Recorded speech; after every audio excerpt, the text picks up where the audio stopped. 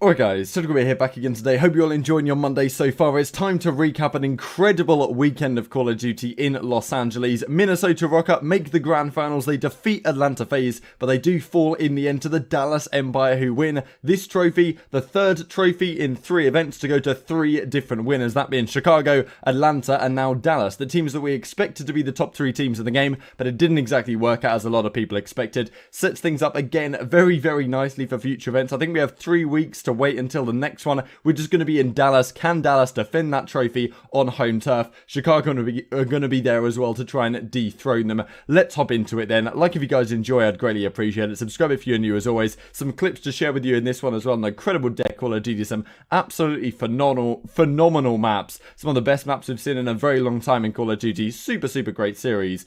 Really close teams, and the teams match up so well, and there's so many different dynamics to the teams. Like, there's pace on one side, then you've got star players on the other teams that can counter them if they're playing super well. It's a very exciting dynamic to watch a lot of these matches, and the Minnesota Rocker really do seem to have the number of Atlanta FaZe right now, but we'll get into that into the coming minutes. First of all, thanks to Cam Allen and Horizontal for putting together these fantastic scoreboards you're going to see over the coming minutes. So with that out of the way, let's hop into it then. First of all, Parasite, Vellum, Paul Xer, Frosty, Glowfrosty, and Zaptius win the Challengers event. Singularity just fell short in second place. Chain said on Twitter, like, we shouldn't be playing like this. Second place isn't good enough for a team of our caliber. Given this team had no practice, fair play to them, but they're not going to be the same team going forwards. Parasite is looking for other options. Let's hop into the professional matches. Dallas Empire Mutineers. Pretty quick 3-0. This wasn't particularly, well, okay, it wasn't comfortable by any means, but really the only reason it wasn't comfortable was because Skies had a monster series at a 1.5. There's no doubt in my mind that if Pristini does come back to being in the team, minus Morks plus Pristini seems to make sense right now, because Morks is just clearly not comfortable on the SMG, and Skies is just a superb assault rifle. So in the current meta, I don't see why Morks should still be in this team. Ferro played well on the weekends. But yeah, Dallas beat Florida kind of as expected. Some of the maps are pretty damn close, but Dallas get through it. They have a tendency to do that, to be honest. Keep maps close, but end up getting through the series, unless they're playing FaZe or Chicago. Then we have Minnesota Rockers, Seattle Surge. Not sure why I changed my prediction yesterday, because I really do like this Minnesota team, but for some reason I thought that, Seattle, like Panda, they 3-0'd Los Angeles Guerrillas, they must be a god squad now. And also, Rocker had been 3-0'd by OpTic, so I was kind of swayed by that. But regardless, this was comfortable. Apart from the domination, which was pretty close, the hardpoint was dominant, Search and Destroy was dominant, and we talked yesterday in their loss to OpTic that, if Alex and GodRx, they don't perform, really tough for them to do anything. But look right here, GodRx 1.75, Alex on a 1.3, Assault on a 1.3. Like, you can't beat a team when these guys are playing like that. Like, GodRx and Alex and Assault on his day are some of the best players in the game we have right now, and GodRx especially is an absolute monster. Like, some of the stuff this guy does in Search and Destroy, you watch him, he's not particularly cracked out, but he plays it like such a enjoyable way to watch. Like, he's so methodical, but he's so smooth in terms of his movement, but he always just nails the shots, and it's such impressive scenes to watch. But we go on from that series, and then we get, of course, into the championship bracket, the final 3 matches of the tournament. OpTic Dallas is the first game, and this was impressive to me. Like, OpTic really did show up this weekend. Yes, they did lose to Dallas in the end here, but winning this map number 1, 250 to 172 was, not, we shouldn't understate that by any means. Dashy and Slasher have cracking maps, and TJ especially, all those engagements to go 33 and 27, that's pretty damn impressive. But they do turn it around. Dominant Search and Destroy win from the Dallas Empire. Big map here out of, Clayster, especially at 7 and 3. And then they win a really close domination, make an impressive comeback to beat OpTic, and that kind of took the wind out of OpTic's sails, I feel, at this point, despite TJ having another cracking map. So we did talk about TJ, how he needs to be the one really to turn it around. He definitely did so this event. It sets a nice precedent going forwards for sure. OpTic looking like a potential contender, given what they did to the Rocker yesterday or 2 days ago as you're watching this, and now, losing in a pretty tight series to the Dallas, who ended up winning the championship. So definitely some enticing stuff going forwards, but who can really take over this map number 3 towards the end? And then map number 4, they close out as well, and Shotzi has a dominant one, 2.1. Clayster up there with him as well in terms of, KD stat line. And this is impressive from Shotzi, right? Because this is a guy who Clay talked about in interviews. He's barely played professional Call of Duty at all. This is like his 3rd ever event. I think he played like an AM event or maybe CDL finals back in the Black Ops 4 days. But this is really the first time he's had this exposure to, you know, turn up on the championship Sunday as he did is super impressive. And, you know, this team is only going to get better, right? Like, there's no denying that. So this is the overall series scoreboard. Like, Shotzi with a 1.1, Clayster pretty much with a 1.2. And they get the job done in the end. Far from convincing, but, you know, OpTic showing some impressive performances this weekend. Then we have FaZe Rocker, and it starts off in a similar way to before. Let's not forget the Atlanta FaZe home series. FaZe go down 2-0 to Rocker, bring it back and win 3-2 in a crazy impressive reverse sweep, but it seems like Rocker is the only team that has even partially cracked the code of FaZe. This was the first series that FaZe had lost all the entire year so far.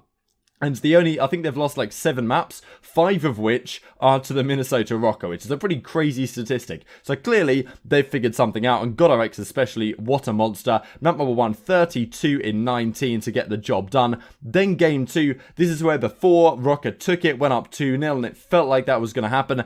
Especially after it goes 1-1 here, you kind of feel like, it's going to be the same old story. Rocker did the same thing to OpTic. They won map, well, not to OpTic, to the Chicago Huntsmen. They went up 1-0, and then they got, you know, swept the next 3 maps. And you felt like, given that's what just happened to OpTic from the Dallas Empire, that was kind of going to happen again. Doesn't happen though. Like, Celium and Simp take over this map for sure. But in map number 3, Atlanta FaZe win this one as well. And at this point, you're thinking, okay, like, understandable, fair play. GodRx goes double positive, but it's just not enough. The rest of the team not performing so well. But map 4 was unbelievable. Just wanted to share with you guys a clip from this map, because the way this map finished off was incredible. The fact that Minnesota were able to win this one was just remarkable, and they did the same thing. Like, in terms of clutch factor, you gotta say, fair play. Alex and Silly have big maps here, and Silly, a guy who hasn't been performing great, like, to turn up when it counts right here on Ramaza. I'll just share the clip. And it's gonna be Minnesota Rocker that are there first. Atlanta FaZe, you have 15 seconds to try and break through. Celium up top, he's gonna throw 1 carpet. Is he gonna win the fight? I don't think he's gonna be able to do so. 8 seconds, you're gonna go if you're Atlanta. Celium shut down, Minnesota Rocker, tied game. GodRx push it out, they take it, or do they? They do! Minnesota Rocker, for the 2nd time in a row, take Atlanta FaZe to a game 5. So Celium was absolutely popping off, but it just wasn't enough. Goes to game 5, and Rocker taking in a pretty damn convincing 6-2 fashion on Piccadilly. GodRx and Asim were key monsters here, like GodRx with the sniper in hand, Asim making crucial first bloods and 2 pieces all over the place. Atlanta FaZe couldn't really get much together on this map, and, you know, they ended up losing it. Super impressive from Minnesota Rocker. Like, they seem to be the only team that can really draw blood from Atlanta FaZe. They've gone game 5 with them twice, they've lost once, they've won it this time. And yes, the game might not be in the most consistent state right now. FaZe are clearly still, in my opinion, the best team in the game, but Rocker can definitely compete with them, even though against other teams, they sometimes do fall short. They've lost to Chicago, they lost, of course, to OpTic, and now they lose to Dallas in the finals. But FaZe, they definitely seem to be the only team that's come close to cracking the code, and I'm sure a lot of teams are going to be looking pretty in-depth at what exactly the Rocker are doing here to make this work. But let's go on then to the grand final. So Celium drops a 1.3 for the L, GodRx with a 1.4. Like, what can this man not do?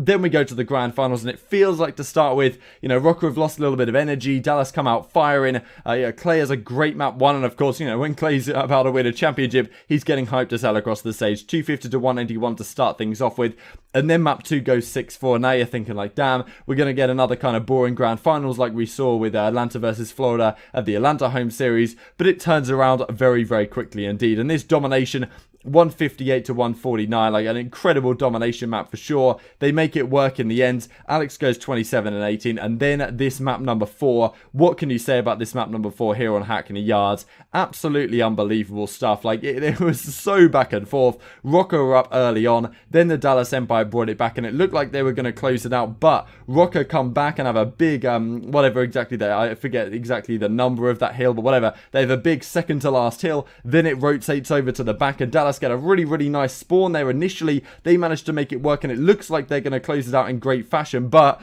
Hook is like the only guy on hill. They managed to kill the rest of the guys on hill, and an absolutely like squad spawn from hell comes in from Minnesota Rocker. They flood in the back door and win it. Like, have a look at this clip. They're not done yet though. One final push for one final contest. The tournament is decided here, and Illy's there up top. They got him out of the hard point. They might still be able to get in. They gotta fly. Go, get in. They're able to get in. Everybody is into the point. 247. It's madness inside.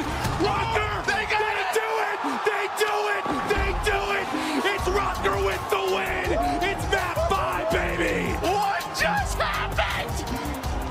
What was that ending? So pretty incredible stuff. Rocker take it down in the end all the way to a game 5. And, you know, Crimsix has a poor map here, but he does bounce back kind of nicely in the game 5. He doesn't really go 3-6, but Hook takes over. And yeah, 6-2 here. Like Dallas Empire, once again, I suppose their bread and butter in Search and Destroy.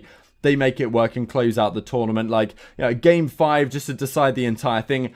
Interesting format. I did mention on Twitter yesterday. I'll probably talk about in coming days exactly how the format works. The fact that it is just single elim after you get out the groups, which is kind of, you know, we've seen that the group standings don't really affect what happens going forward. You usually have groups and then a double elim. This time it's just groups and a single elim. But the fact that groups is like 10 matches out of the 13 feels like maybe they should have more impact on what happens further down the line, but you know, whatever. It's a map 5 that decided the tournament. Hook takes over, and yeah, fair play to Dallas Empire. Like, they get the win on the board. I did think they were maybe a slightly better team than Rocker here, and it seems like Rocker just have what it takes against a team like FaZe. They seem to have cracked the code there, but against another team, sometimes they just don't have that slaying power, and it feels like they just don't have the slaying power to win championships consistently. And despite Crim having a 0.8, Shotzzy with a pretty much MVP performance here, so that's what Cam Allen and Horizontal give it to. 1.2 over the course of the final. You gotta say fair play, especially when TJ was doing that tweet being like, Shotzzy was like, who's gonna stop us? And TJ said, you know, LAN. And he ends up winning a championship. And you gotta say fair play, given that, you know, Temp has been talking some trash on these guys. 3 events in, they win a championship. You know, of course, they didn't have to beat Atlanta FaZe, and people are going to be like, well, if it had been FaZe, they'd have lost, which they probably would have done, but you can only beat who you get put in front of, right? And in this single limb style, that's what's going to happen. GodRx with a 1.33 over the weekend. What do you guys think about this weekend on the whole? Super interesting to me. Rocker proving they're probably a top 4 team right now. Dallas seem like they're slightly better than them, but it's just crazy interesting how the matchups work. And GodRx just an absolute monster. 1.3. I barely saw him have a bad map the entire weekend, to be honest. And yeah, really impressed by the Rocker. Their team players on another level. It just feels like at times their slaying just falls below a level which is adequate to beat teams consistently. So yes, they're a fantastic team. Their team play is phenomenal, but I feel like they're never going to be like a dominant championship force, winning like 2 or 3 titles back to back, because of just the slaying power on their team. Other teams just have more firepower, and you see that when they did play Chicago and lost, and when they of course played Dallas Empire here, and you know, OpTic Gaming to some degree in Saturday's match. But they do seem to have cracked the code against Atlanta FaZe, and it begs the question, right? Who else is going to beat Atlanta FaZe next? Because this is the only series they've lost so far. Wanted to mention this as well, just to finish off with, because the stream finished really abruptly. The bloody hype battle went on too long. I've got to do a video on the hype battle and like, you know, what's the purpose? Whatever. Not a discussion for today.